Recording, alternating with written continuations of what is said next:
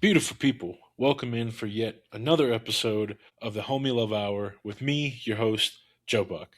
Now, person joining us today really at this point doesn't even need an introduction. He's been here damn near as many times as I have. So please give it up for the one, the only, James Oval. Hey, what's going on, everybody? Yeah. What's Dude, happening, Cap? hard chilling, dude. It's cold outside. Just Yeah, took the dog for a walk a little bit ago. Got out, got some photos. Now I'm back in the house, nice and toasty. How about yourself? I just got out to a place called Roosters. I had a nice tall beer and a bacon cheeseburger and some curly fries. I'm good to go. I'm sitting here solid. Dude, I'm not gonna lie, bacon cheeseburger sounds amazing right now. It hits the spot when it needs to. Is curly fries at your preferred medium No, of no, I, potato? I'm a crinkle fry guy, Crinkle but they fries. only they Okay. only sell curlies, so you gotta do what you gotta do. Dude, my Drown them in go-to ketchup.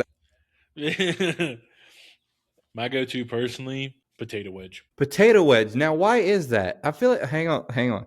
That's a lot of inner potatoes that, are not really that fried. I love potatoes. Potato Okay. wedges. The only medium of potato I do not enjoy is hash browns. Really? hmm Huh. I don't like the consistency of it. It reminds me too much Okay. of shredded coconut. Yeah. Yep. I believe, yep. I'm on point with you on that. Yeah. So I've Yeah. never cared for hash browns, but any form of fry, except shoestring. I don't like shoestring fries. They're too Now, thin. like, did you ever have Steak and Shake? Yeah, a handful of So, times. like, those fries, like the string Yeah, fries like that? yeah. They're like the real Okay. small ones. Yeah. Yeah. I mean, there's not a lot of meat in them, or not a lot of Nah, potato. Yeah. It's just a yeah, skin. yeah. And if they get overcooked, then it's just like biting Ugh. into like I don't fucking know, like what do you call that shit? The stuff you put on top of casserole, like the fried onions. Yeah, or yeah. Those like little hard. Yeah, I know what you're talking about. Yeah. Speaking of which, are you a casserole kind of person? Like if it's a sausage, egg, and cheese casserole. Yeah, like I don't do vegetables. I I don't. Laugh all you Yeah. want. Here's why. I have a texture problem. So Okay. like now I'm good with like raw carrots. I'll Okay. eat raw carrots all day long, but if you hand me a boiled one, I'm gonna throw it at you. Who boils carrots? A lot of crazy people in this world. I don't know, man. I saute mine personally, or I do glazed Now, what is carrots. sautéing? Cook them in a pan with some oil. Are they fried? Not quite. And you just cook them up. Do How they have the long you? same do they have the same consistency as a boiled carrot? No, hell no. Okay, good. All right, we're No, good. they keep like the firmness for the most part, unless Okay. you just cook them, so long that they just become mush. But for the most part, no, they keep a little Okay. bit of crunch. They keep that firmness to them. Okay. All right, I can get down on that. Yeah, there was one time I hung out with this person, and the next morning, her mom had packed me breakfast and lunch to take home, Mhm. which I thought was really funny because one, like, she was like, "Oh yeah, we set up the basement so you can sleep over," and then two, I was like, "You packed me breakfast and lunch. That's insane." But she made a green chili breakfast casserole. It does I mean, It what was in it besides the green chili? it was green chilies, eggs, sausage, ham, Okay. Now we're talking. hash browns, Oh, and okay. cheese. Dude, send that thing over this way. That sounds good. I'm not gonna lie, I ate it. Like again, even though like I ate hash browns, I'm like, the fact that she made this, I'm gonna have to eat it. Mhm. But I was just like, dude, I didn't, we don't grow up with casseroles like that where I'm from. So This yeah, sounds good though. Like, it was delicious. But I was just like, I've never had a casserole. yeah. And since then, it's like every holiday here, someone's making a casserole of some sort. Yeah, I mean, casseroles are just not on my radar. That. I mean, that's fair. I don't really get down with that. But speaking of casseroles, how's your Thanksgiving? What'd you do? I had dinner with family, hmm and we talked for about a good 2 hours. And then my social battery ran out, and I was like, "Peace, gotta go." Yeah, And then we came home. I came home, and then you and I got down on some Warzone. we So sure did. overall, fantastic Thanksgiving. Nice. Now, does your family make like traditional Thanksgiving food? Turkey. Well, my brother hosted it, so he made like the corn, some other green things in a pot. I didn't even go near them. I don't do vegetables, man. You're just like, nah, dude. Nah, like you can go away. And then my dad, he did the turkey two different ways. He did smoked and then regular or turkey, and then I brought the dessert. So What was your dessert? it was a guy I work with. Wife has like a little bake company, and I ordered these cinnamon coffee swirl cheesecake. They're about yay big and about yay thick, and these things are amazing. And then I had those with some pecan vanilla ice cream. That sounds pretty fire, honestly. It was like, to tell you how good these cinnamon things are. I had like, there was 3 boxes of 8, and then there was a box of 4. I had the box of 4 Left before. everyone to fight over the other ones. Well, I mean, there was 12 left, and then there was 6 people sitting at the table. Let them figure it out. Like, I got mine. Dude, that's fantastic. Yeah, I mean, they're that good. Like, they're that good. Dude, I believe it. I was watching the holiday baking show last night. Okay. And they had, one of the segments was they had to make cinnamon rolls. And I was like, dude, I kind of want to make some cinnamon rolls now. Cinnamon rolls. Man. I know, dude. Now, I love. There's been speculation about cinnamon rolls here. Do you eat it from the outside in, or do you untwirl it from the inside out? I do it both ways, honestly. Sometimes I'll cut it in half and then eat from the inside out. Okay. It's like a pizza, you know? Yeah. Like, yeah. Eat the inside and then I take the crust and I'll wipe up any extra frosting that's sitting there. Dude, man. Now I want cinnamon rolls.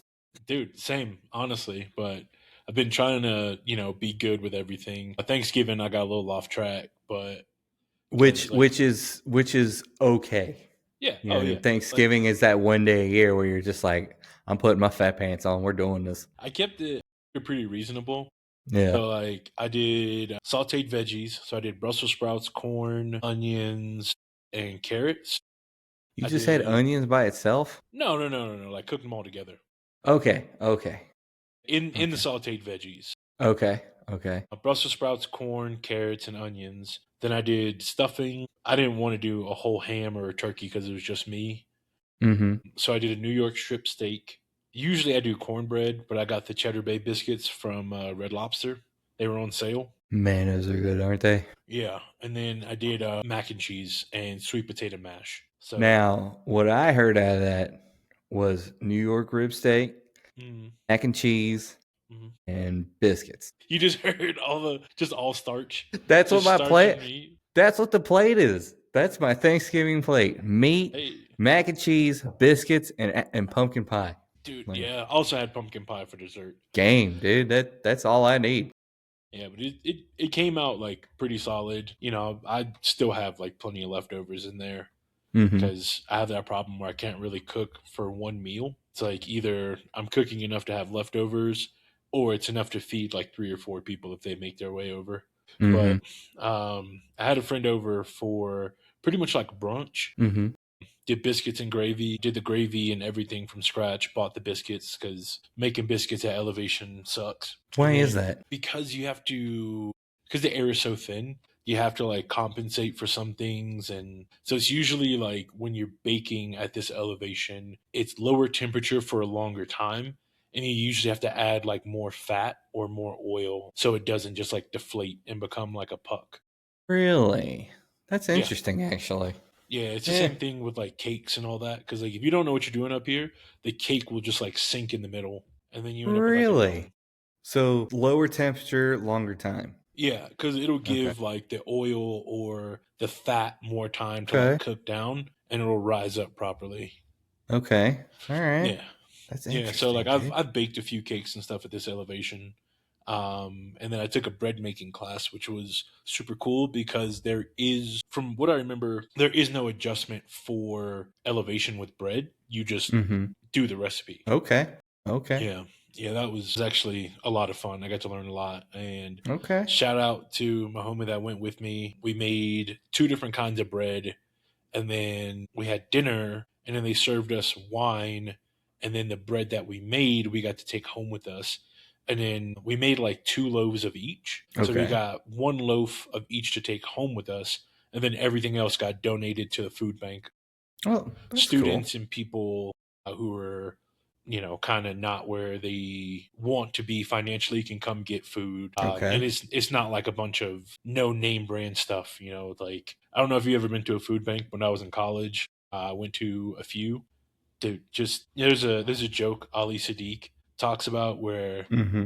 he's like, growing up, his dad would just have cans and it just said what the vegetable was. There was no mascot, there was no logo. It just said corn. And Yeah. he'd be like, "What kind of corn?" His dad would just be like, "Oh, we're gonna see when we open up the can." That's a lot like how it was back then, and it's Yeah. like seeing something that just says potato flakes in a white box with black lettering on it, it just does something to you because you're like not even like I don't even have like the Idahoan potato flakes to add water to. Nope. It's just some other thing. So the fact that these people are getting like good quality food and like I've donated granola and overnight oats and compotes and stuff to them as well. But they're doing a lot of really good stuff and getting people stuff where you don't feel like you're less than for eating this stuff is really great. And also Mm-hmm. like knowing that the food was made there at the college is also really cool. Mm-hmm. But we got to do that. Now it's like every time I see them, they're like, "Oh, what's the next class we're taking?" And I was like, "Well, they have one for like baked goods. They have one that's like a tour of Italy, tour of France, Southeast Asian street food." So I'm waiting for them to get back, and then we're going to start taking more classes together. It's just a fun time, gets us out of That's the awesome. house, lets us learn how to cook new stuff, and again, you get to eat the food and take some home with you. Put too much salt in that. Yeah, dude.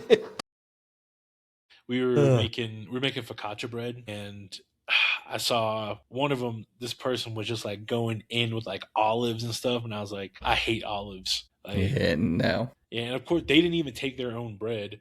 They took someone else's, and they were like, "Oh, do you want this loaf?" And I was like, "Get that away from me! Like, I'll throw this on the ground right now. I don't like olives like that." And that's how I feel about vegetables.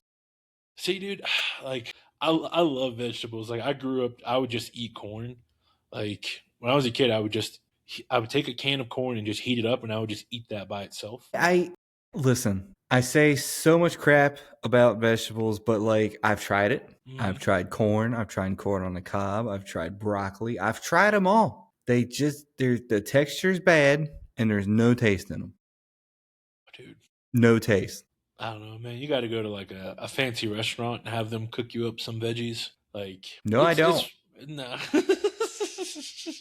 I think it's one of those things where it's like vegetables are like a blank canvas. Like I think a lot of people mess up when they like deep fry them or when they boil them because you lose all sort of health benefits from them, and then two, like you kind of destroy all the flavor as well. But yeah, I mean, I get that. Outside of like, what were you gonna say? No, like it's just I don't find them attractive. You know, like I don't, man. I'm not gonna be the first one. Like, oh, we brought broccoli and celery for everybody to eat. Like, I'm gonna go to McDonald's and get a big old thing of fries. Anybody want some? See, Like, celery by itself never appealed to me. even put Put it in some, peanut butter. oh no, put some peanut butter on there. Nah, I'm about it. Same thing with like I'll raw hand you the plate. carrots, dude. Now Raw carrots, carrots. dude, raw carrots are amazing. I eat little baby carrots all day long. Like those little bags you see at like Kroger's or what's out there, Mhm. King Supers. I will eat those all day long. But like, ugh, You know what's interesting about baby carrots? brother, what? Those are just regular carrots that they boil and shave down. They didn't boil those. There's no way they boiled those. Dude, Google it. I'm looking it up right If they now. shaved them down, I'll say yes. But if they boiled those things, it don't ruin this like people ruined YooHoo for me. Once that I found out YooHoo was made with water, never drank it again. Yeah, okay. I apologize. They are not boiled. They're made from Thank God. mature, large carrots that are peeled and precisely cut into 2-inch pieces, which are then smoothed and polished into their signature shape. I'll eat them. I'll That's, even eat the big ones. Like you just hand me a raw carrot. I got to skin it a little bit. We're good to go. dude, that's crazy that they polish carrots. Like, what? You just, You actually think it's like a polishing wheel? They got them like. I don't know. Like, dude, I have no idea these days. Like, there's so much weird stuff that people do to food. I just like, I don't even like, I don't want to say that I don't want to know because I do want to know, but it's also like who was like, hey, you know what we should do? Take a polishing machine to this carrot and then we'll call it something that it's not because baby carrots don't exist. How's that? Wait. What do they call a baby carrot? I only know There's them baby carrots. It's like you can't harvest a carrot early. Yeah, So there's no such thing as a baby carrot. I got you. Okay, I got Yeah, you. you can't harvest them early, so they just take normal carrots and just cut them down, and then they just run them through like I assume it's like a milling It's machine to make yeah. it look like a little hot dog, and then they're just like cool baby carrots. I'm fine with that. I'm cool with that. Like, just don't boil it. That's just crazy to like take carrots and add extra steps and then put them in a bag. Call them Well, I something mean, else. some people don't like the big long ones that you have to shave. It takes too much time. You know what I mean? Plus, like, I understand where they're coming with it's more efficient. You know what I mean? To throw into a soup or whatever you're gonna put it, or whatever god awful recipe you're gonna put it in. You know what I See, mean? I don't know. The bag of baby carrots is fine by itself. I don't know, dude. The carrot community is gonna come after you for this one. Come at me all you want. At Mind of JPA on Instagram. Dude, you're gonna come Send me out. all the hateful things you want. There's gonna be carrot stalks all over your car. Good. I'll shave them and eat them. I don't care. Like, you can't hurt my feelings. I ain't got none. You're gonna come home to carrot shavings all in your bed. No, if somebody gets in my house, then we got problems. Then there's a Yeah. problem. That's fair. Then there's a problem. You can do the car. You can do the sidewalk. You know what? The sidewalk. Yeah, put them on the sidewalk. I do not care. The birds will eat them. Dude, so anything new with you since the last time you were on? Let's see. Let me think about streaming here real quick. I've hit 100 subscribers on YouTube for the streaming channel. Nice. Cheers to that. Thank you. Let's see. Subscription. You subscribe. Thank you for that. You subscribe to the Twitch channel. Mm-hmm. I've gotten off TikTok and moved over to Kick.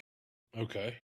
The reasons being is that TikTok just censors comments like crazy. So like, and it can be something stupid as, man, I ate a bowl of cereal this morning. It killed. Yeah. And they're just like, you can't say killed. You have to say I unalived a bowl of cereal. There it's you like, go. To me, that's crazy. It's dumb. It's dumb. We're censoring the dumbest. TikTok censors the dumbest things on the planet.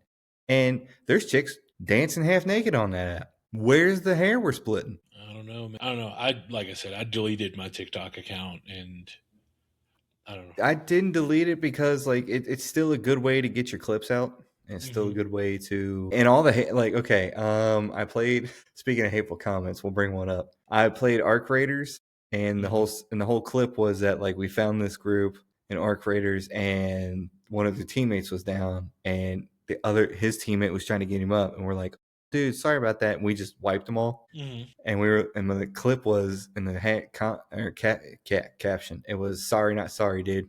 Somebody on YouTube was like, absolute rats, like. I liked it. Neat. It's true. It's true. We were absolute rats about it. So, other than that, what? No. Go ahead. Other than that, man, we're just building an empire here. You know what I mean? Just enough empire to where I can fly private.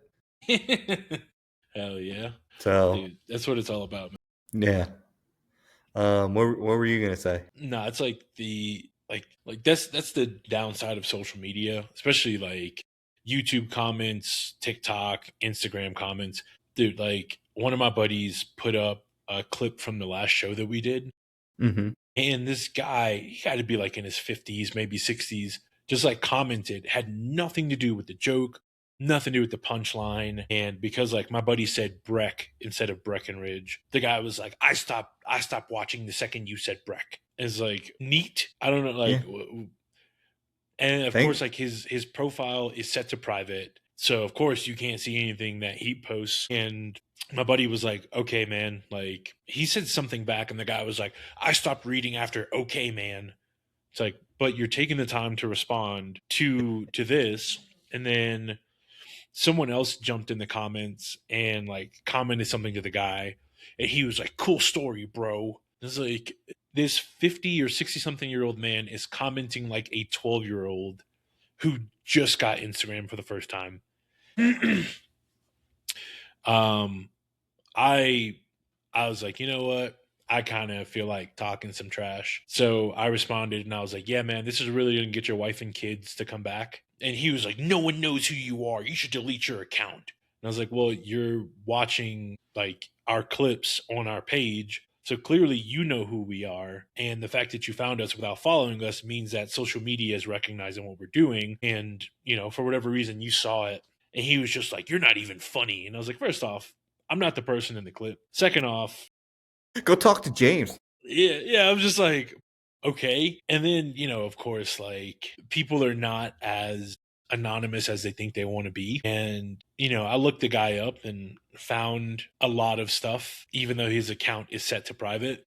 And he's just a lonely, sad man. And it was like he was like in the comments of social media influencer wannabe girls, always women, just like commenting on all of their photos. Oh my god, you're And I'm just stressing like, me dude, out. what do you think is going to come from this? Like, there's no way this makes you happy. Like the fact that you're It does. I don't It like, does. I don't Because think. he's miserable, so he wants to make other people feel miserable, and the only way he gets joy out of that is when they feel miserable. But that's the thing, though. Is like I've been yet to, you know, again, this is just me. I've been yet to encounter a person who enjoys when other people are miserable as well. It's that there is a sense of peace of like, oh yeah, someone else is miserable, but I've been yet to come across someone who is genuinely happy that other people are not doing well. And, you know, maybe, you know, that's just luck of the draw, but dude, that it was crazy. And then he was just like, he was just trolling, you know, every single photo is just like some wannabe influencer girl sitting on the beach. And he would just be like, LOL, dumb. And You I'm know, just like, every time he makes one of those comments, he lays down in bed like, I really told her. Like, yeah, it's just like, I just imagine he does it and he's just like, this is going to get my ex wife back into my life. And it's like, dude, like, no, this isn't how it it's works. that's why she divorced you, pal. If you ever watch this clip, this is Yeah, James. This is James on the level 162. Come after me. You are a miserable person. dude, it's just wild. And then, you know, like, I like again we stopped responding to him at a certain point, and I was just like, I don't even think this guy lives here, like to have seen this. And then he was like, no one follows you, you should delete your account. And I was like, you follow 5,800 accounts, your account is set to private, you have, let's say, 800 followers. Of those 800 followers, maybe 30 of them respond to what you post. Do you know? Meanwhile, you know, we post comedy clips and we post flyers. We have 1,600 organic followers. You, you're watching our stuff, but you're saying no one knows who you are. Delete your account. And I was just like, you know what, dude, that's fine. Like, be weird, be miserable, and like I just left it alone. And There you then go. it just reminded me of every time, like Amir, my old producer, would like post something recorded on here, post it on TikToks, the comments would just like go crazy with people just talking about stuff that had nothing to do with whatever the clip was about or nothing to do with the video as a whole. And I was like, dude, this is why I don't enjoy posting on platforms that I don't regularly use, because it's just like it's the Wild West. Like, luck of the draw, you reach the right audience, but you could also just end up like some psychopath comes across your stuff and they're just like, you know what? I'm in a bad mood today.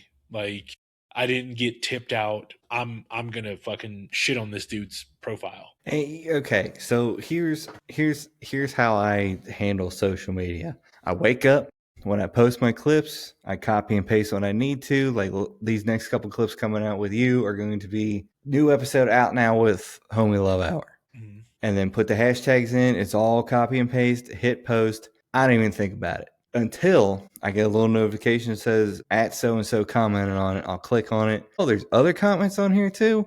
Let me go look through them. So I'll read whatever's on there, and then I just like every single one of them, good or Yeah. bad. The reason why everybody doesn't like social media is because they created the own hate pool of what they wanted. Mhm. It's your algorithm. So at that point, like my algorithm is puppy yoga right now, a bunch of motivational things, some Vegeta hype clips, and video gaming. And then over on the Mind of James TikTok is all pastor stuff.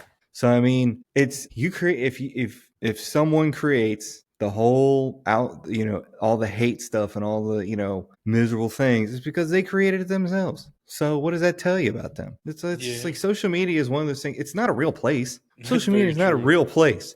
Yeah, it's like the metaverse. Exactly. So like, why does anybody's words on there even say anything? Like, they shouldn't even get under anybody's skin. Like, you're gonna, like, even if you're putting out this, you put out this podcast and try and put good into the world. Mm-hmm.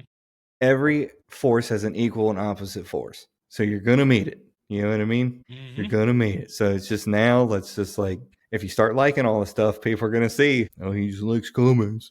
We're not gonna fuck with him. That's how it goes. Yeah. So, Dude. all right, rant over. No, it is pretty interesting because, it's a lot like doing comedy where it's like you just put something out there and you hope that it's going to be received like the best way. But sometimes it 100% is not, no matter like what you say, how you say it, your delivery. Some people are just like, fuck you. Like, no. And it's like that show I was telling you I did out in Western Colorado. There's a mine there, and then everything else is just like ranching. And when my buddy invited me, I was like, "Oh yeah, sure, whatever." And then I was like, "Do I really want to do this show in rural Western Colorado where it's all ranch hands and miners?" And I was like, "You know what? Fuck it. We're gonna go. We're gonna see what happens." Roll the dice, baby. So I get there, and first off, shout out Elliot for inviting me and putting me on the show. I get there, the owner comes out, and he's like, "Oh, is this the comic you brought?" And I'm like, "Yep, that's me." And he's like, "Cool. So just a heads up, if anyone says anything kind of weird to you or you start to feel uncomfortable, just let me know and I'll kick them out." And I was like, that's a strange thing to say. And I was kind of looking around. It is like way out in the middle of nowhere, but it's bigger than where I live. I was just like, I don't know, man. And then he owns the hotel where it is, and then there's a restaurant there, and that's where we're performing. To go inside, and there's literally no room for us to get to the stage. Like, well, I can't even call it a stage. It was just like an open area. And everyone stops and looks at me, and I'm just like, fuck. Like, I don't know how I feel about this, man. I might have to sit in the car. And then my buddy was like, dude, you're already here. We're getting paid. Like, let's just make the best of it. And I'm like, all right, man, cool. Dude, I got up there. Like, my buddy opened. I went second. And one of the guys I normally do comedy with came up too, and he headlined because I was like, I think the crowd is going to resonate with your stuff a bit better because it's kind of middle America, normal stuff. I don't know. I figured we'd just like hit with the crowd a little bit better, Yeah.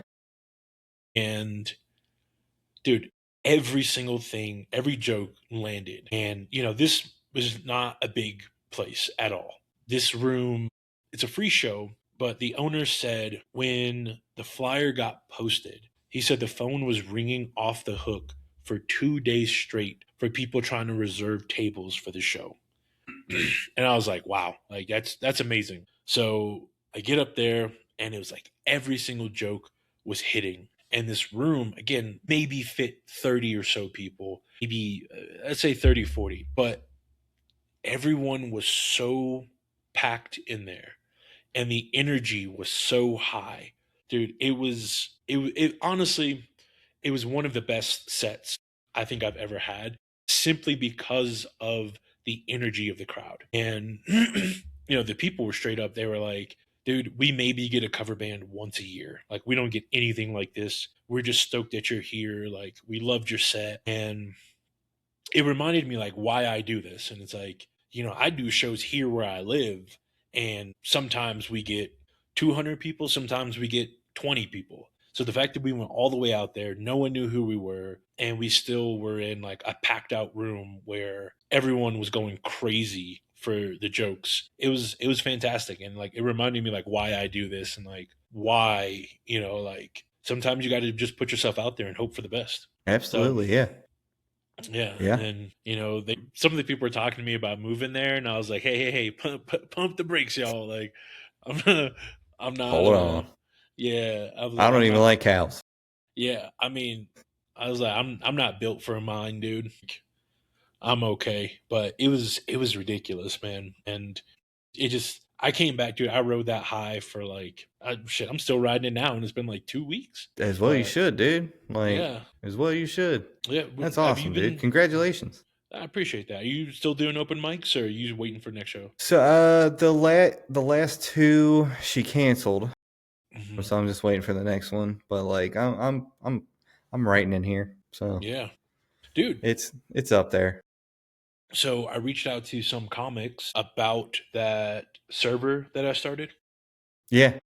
and a few of them have actually said they want to join and they want to do it. So once I get a few more people in there, you know, you could start workshopping jokes, you know, either like you have been doing and keeping it to yourself, or, you know, you can kind of put stuff in there and kind of work with some of these people. And then, like I said, I want to start doing like maybe like once every 2 weeks or once a month, however often people want to do it, of just doing like an open mic on there and like Hmm. letting you try out material and see what works and what doesn't. Yeah, we talked about this, and I think that is a really good idea.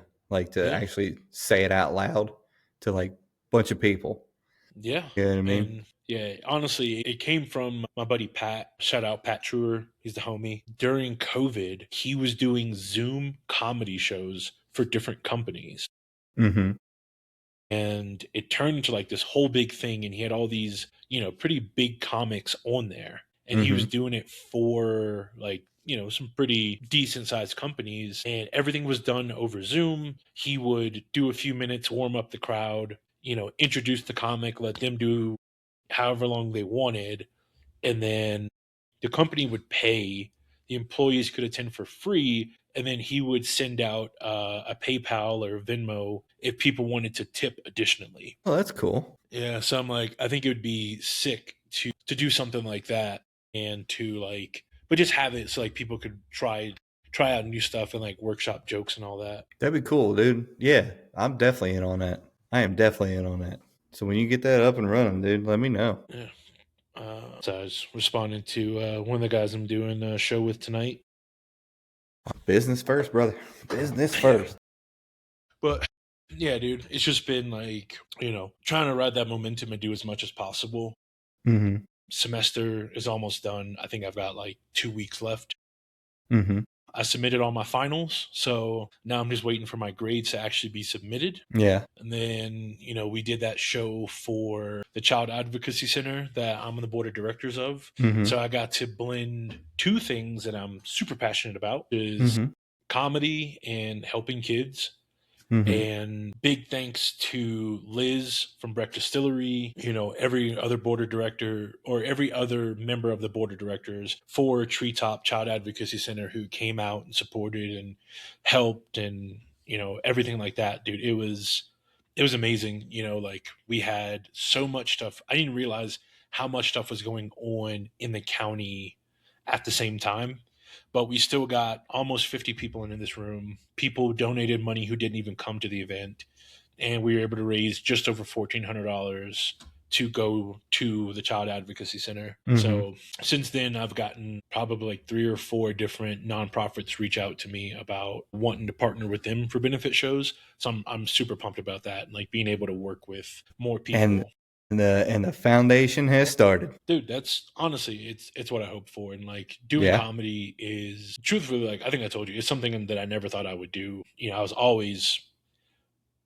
I always like held myself back because I was like, no, I could never do this. Like I'm, you know, I'm this, I'm that. And, you know, big thanks to Timmy and Nick. Like they saw something in me that I did not see in myself. And like they pushed me and, you know, helped me to get into comedy. And, you know, we've been doing shows together ever since. You know, coming up on next summer, we'll make 4 years. So basically like 3.5 years of doing shows together. Nice, dude. And yeah, it's been like a year and a half of like consistently like every month doing multiple shows, as opposed to like when I first joined, it was like, oh, we might do a show once every 2 or 3 or 4 months. It was kind of just up in the air.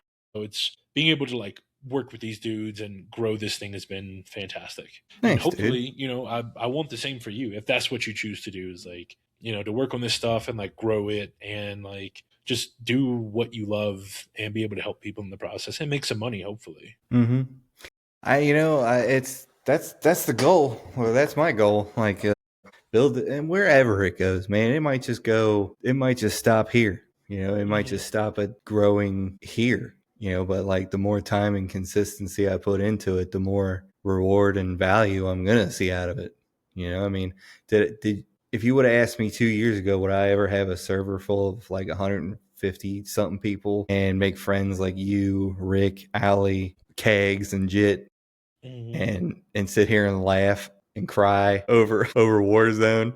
No, Yeah. never would have guessed it. But like through hard work and consistency and believing in what you're doing, yeah, it's gonna go somewhere. You know what I mean? And there's multiple doors in this too. Like you got you raise money for a foundation, and then another foundation wants to do it, and then another foundation wants to do it. Well, then guess what? Maybe an international foundation wants to do it. You know what I mean? Hey, man. So it's not only you got to enjoy where you're at in the moment, but like, well, for me, for streaming and podcasting, like I'm enjoying this in the moment and where it's at now. But I always have my eyes and my mind on the end of that road. Mm-hmm. You know what I mean? Yeah, and like I think that's something that is very important. Is like, there's times where I get booked to do shows, and I'm like, dude, I don't want to do this show. And then I think about it, and I'm like, dude, there are people who would kill to be, to get, first off, to get booked. Second off, to get a paid gig, because like the Yeah. amount of people who are doing shows for free, like there's so many. And the fact that someone was like, hey, I want to partner with you for this show is still like very mind blowing to me. But it's very easy to be like, well, I'm getting paid, like I don't have to do this show. But then it's like, there, nothing in life is certain. Like tomorrow people could just be like, we don't want to work with that guy anymore, and then what? I'm back to where I started. But while I'm where I'm at, why not try to like ride that until the wheels fall off? Mm-hmm. Yeah. And that's a big part of it. It's a big part of the driving force behind everything that I do. And it's the same thing with work. Like as much as I don't care for my job sometimes, I still appreciate what I get to do, and like I get to actually serve the community that I live in and like help people, do all these things. Like it could be worse. I could still be in a kitchen, bent over a fryer, like getting burned and sweating all day. Mm-hmm. Like, I could still be in a warehouse making parts for planes that I can't afford to sit on. Mm-hmm. Nah, dude. Like it's remembering to be appreciative of like what you have when you have it. And Absolutely, dude. Honestly, it's getting to the point like every time I get in the shower, I'm like, God, thank you for this hot shower. Not a yeah, lot of people get this. dude, I know. And like, I was talking to one of my friends the other day, and we were talking about like expectations and goals and all that type of stuff. And I brought up something, and they're like, well, like how come you don't want to talk about it? And I was like, well, like I don't want to jinx myself. And they were like that's what you're scared of. And I was like, well, yeah, like I'm always apprehensive to talk about things because like I don't want to undermine it. And they made a really good point. They were like, well, what's to stop that thing from happening? Because whether you talk about it or don't talk about it, that doesn't ultimately affect the outcome. And Mm-hmm. they're like, my mindset into everything is, why wouldn't this work out? And if it does, fantastic, it worked out.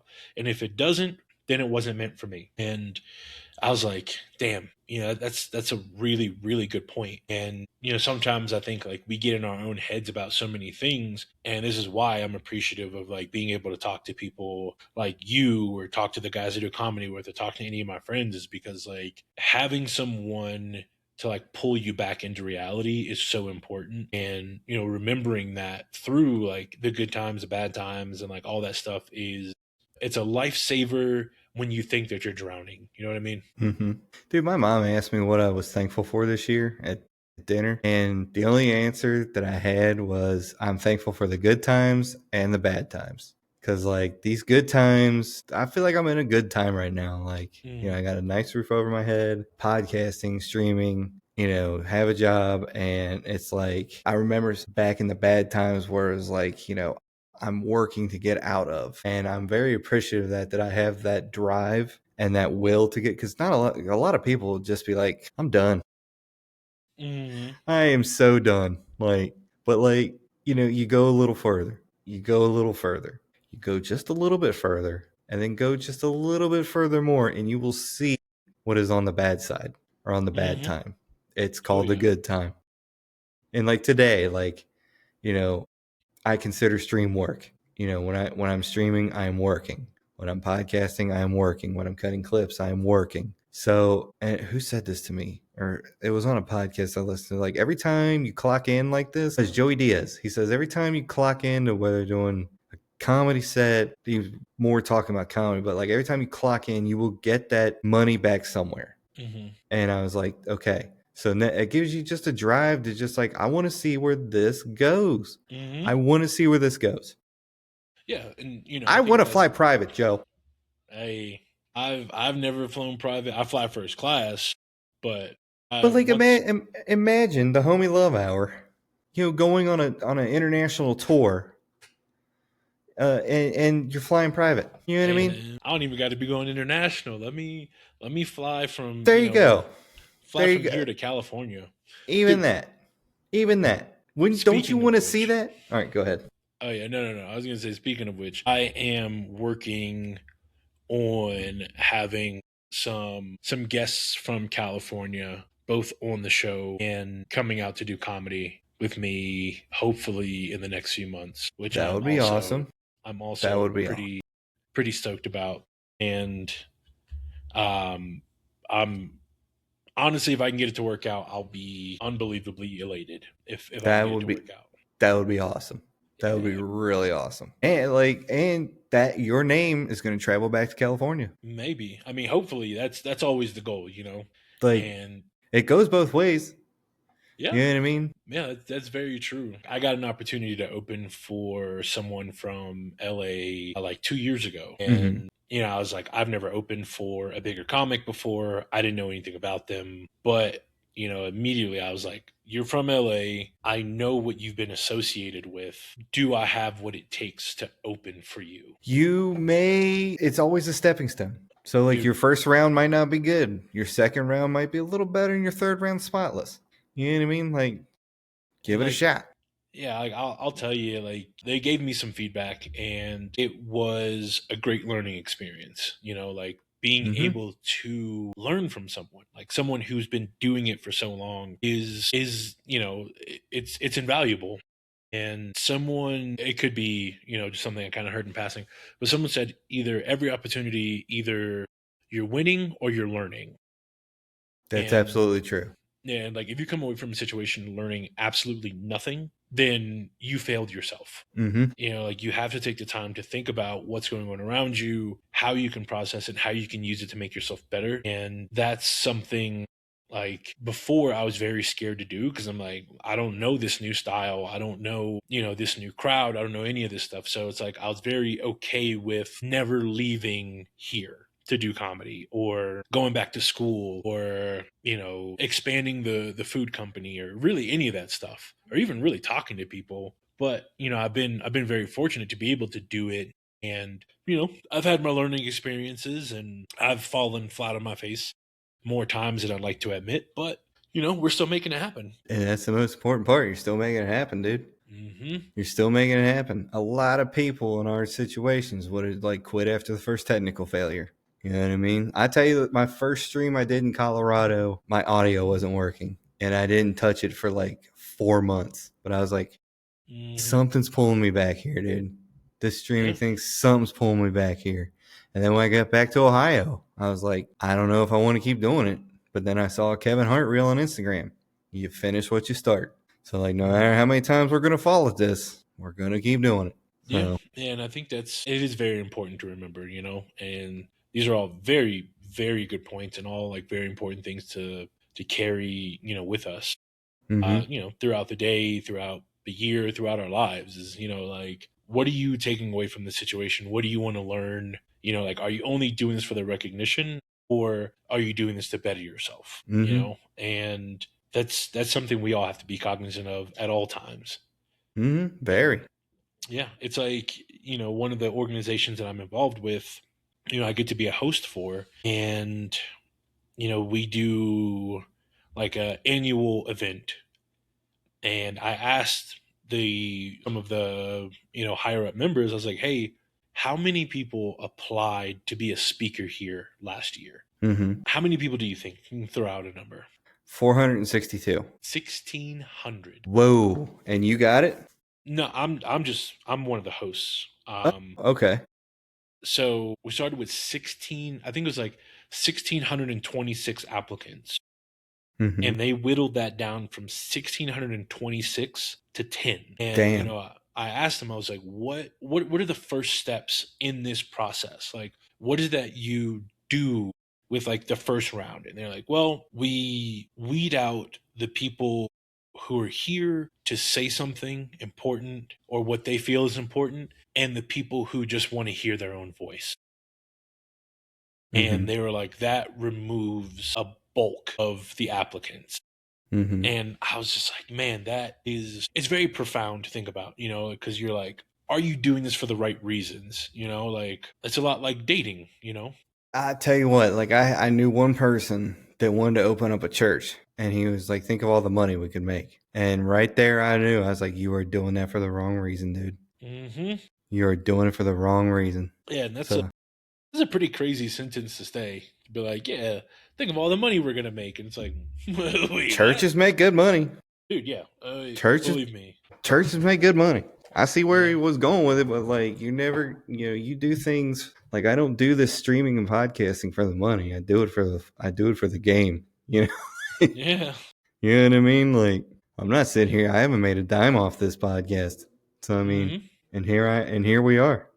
Yeah, This is just a free tool for other people. yeah, dude, You know? absolutely. But with that, I think it's a good spot to stop tonight's episode.